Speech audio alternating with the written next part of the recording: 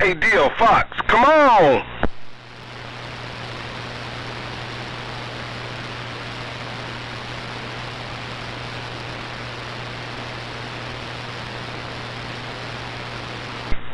Okay, well, as far as I'm concerned, the biggest goose egg goes to BJ. BJ is like the biggest phony Fugazi sausage award that we can give out. Earplugger, non-irrelevant. You need to do something.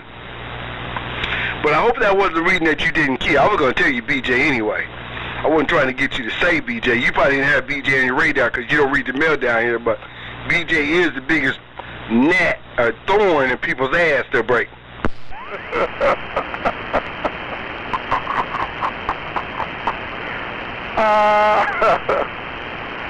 Well, there's a close range between him and Cool-Head Luke, but Cool-Head Luke don't even...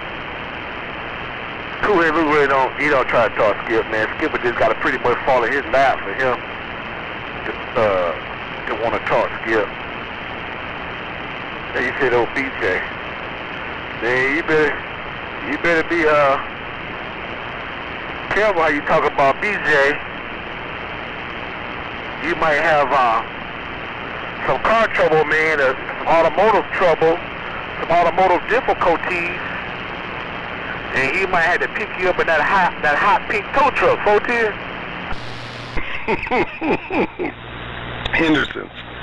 Henderson Tow on that fucking side. I think they got some links to that fucking side, but no, BJ didn't need to get to where he want to go. He loves Skip. BJ is the perfect candidate of a duck plucker for proper being that could do Detroit justice. Why isn't he? Does he have a restriction in his subdivision? He might not be able to put a beam up. Now, he's not told us that yet, and being a smart person that he is, he's not giving us any intel on that duck plucking side. I might ask him one day, to BJ, the reason you're not talking is you can't put a beam up or you can't put a beam up. Is it, what's the reason? Because BJ could be the man. He wants to be the man. I think there's people that want to help him, but people are threatened by he's the type of duck plucker you don't want to help because he will be there natting your ass to break.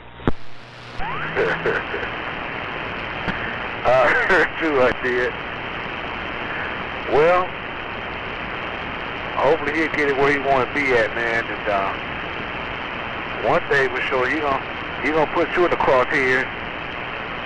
You know, you might be his motivational factor. He might put you in his crosshairs, man. Cross that muddy pond. Ain't no doubt about that. But I think if he come gunning for you, man, across that muddy pond or trying to run with you on that side, I think he's gonna have a tall order. It'd be interesting to see, to say the least. 410. Hey, 410. Well, the only one I want to put their duck plucking face in the mud is your fighting cousin, Dr. Blue, man.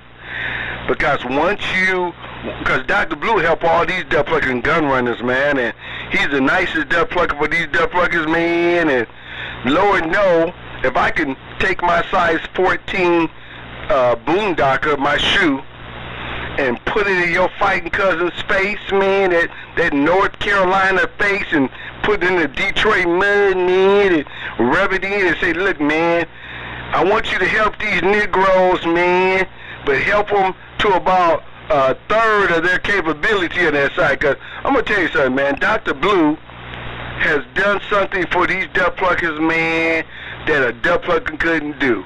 He could read a ruler. I love Dr. Blue for helping them, but I hate Dr. Blue for understanding mathematics, man.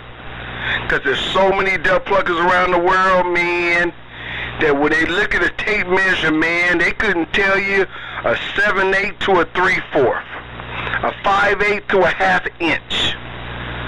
And when you do that, you lessen the capabilities of your beam. Now, if you do that through the course of 7, and now listen to what I'm saying, Dil.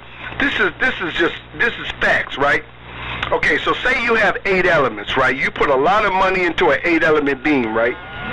And you're a graduate and they tell you to take a tape measure and take the last element to 18 feet and not 5/8 would be too easy. Let's go 1/8, 6/8, okay? So they say take a tape measure and then you have that center element at 6 feet, 72 inches. Now what you have to do after that was divide the one element to the other element. Dr. Blue has helped so many duck pluckers, man. So I wish Dr. Blue well, but I hate that he give them mathematics on that duck plucker side, man. I always call him Captain Save-A-Hole in a respectful way. Because it took me a long time, man. I'm gonna be honest with you. Now this is real talk. Anybody listen to me will tell you the capabilities of the human mind. Listen to me, Deal. It took me into the Navy till I was 22 years old to have to understand a ruler. I didn't understand it. I shake my head like I did, but I didn't understand it until they put me in the Navy, and if I couldn't pass that test unless I could read that ruler there, break. I heard you I did, man. I'm gonna take a pause for the calls, man, for station identification. I hear some boys back there keying behind you. They ain't messing with your audio, but I hear them back there. And maybe they got something to say. But I heard you, man. You say you was in that Navy on that side, man, and I'm gonna take the time out to thank you for your service on that side, man. One American veteran of these great United States on that side, man, and I'm gonna thank you again for your service on that side, man. While you say you in that Navy, 410. Well, I would hope that when I key down, man, you wouldn't hear any kind of key ups on that side. I would hope that all these local yokels would understand, man, that when Dr. Fox talked, man, he's the truth on that duck-plucking side. I would hope that when I key down one, that you want to take a stand by there, my long-time 40-year-old friend, I would hope that these duck pluckers, man, these pink panty wearers, man, will really respect my GOAT, my greatest of all time in the big car motor.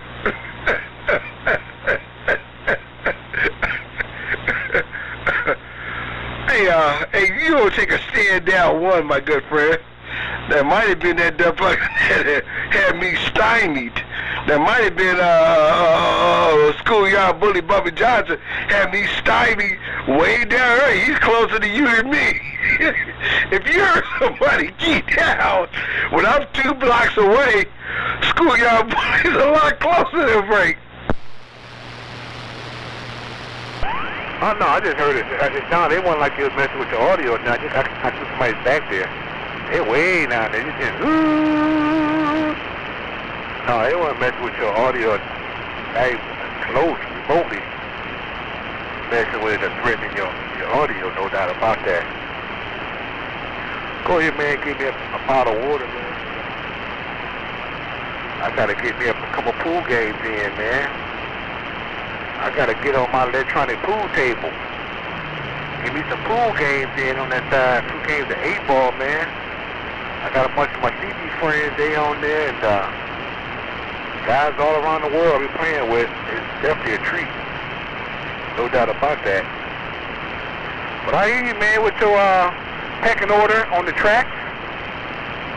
You said 907 is the undisputed champion of the tracks on that side. You put them over 335. And you said Dr. Blue was next. 23 was 3rd. Ghetto Boy was 4th. I think you said Stickman was 5th, even if you can put Stickman in the equation. You said it right. I couldn't have said it better on my duck-plucking side, man. That wasn't for excitement. That's just the way I read the mail, man. But I really think 3 should be number 1, man, because he got nothing to do with sit at home, man, about 10 bushels, man. I don't know, man. I don't talk to 23 like that. I don't know how to get him 10-8. I would if he would let me. I hope he called Dr. Blue. But 23 has always been what we call a pioneer. He's like that governor, that senator from Arizona. You know, the one that got shot down. 23 has always been a maverick. He's always been cutting edge, and I'm not going to let nobody take it. I learned a vacuum tuner. I learned steel tools. So much from 23. Now, I might have been late. I know there's a lot of astute people, but I learned so much from 23 that, Lord knows, I'm always going to give him his praise, and everybody in the whole wide world is. But he ain't dead. Hey, Dio, go do your do, man. I'm going to go get me a half a pint of Martell real quick and come on back to the shack. And we can go down to another channel, man, and I want you to convince me, is he dead? Now, this is just equation, man. And if I'm lucky enough to be aged as 23 or nature boy, can some young gun convince me if I'm about just 10 or 20 years? They're my contemporaries in that double side, man.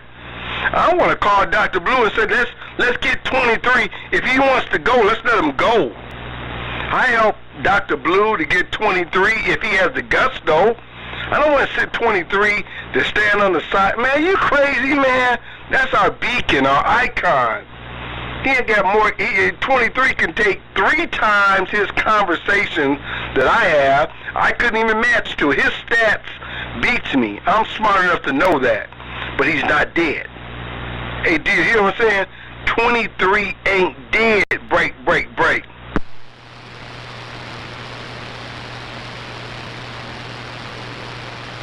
Well, I'm going to give me a half a pint of Martell. And anybody out here want to have a conversation with Dr. Fox when I get back in about 22 minutes? Let's talk, is 23 dead or not? That's going to be the topic of conversation. Probably something else going to be going on, but when y'all get done, somebody's going to address, is 23 dead? And Dr. Fox say, no, he is not.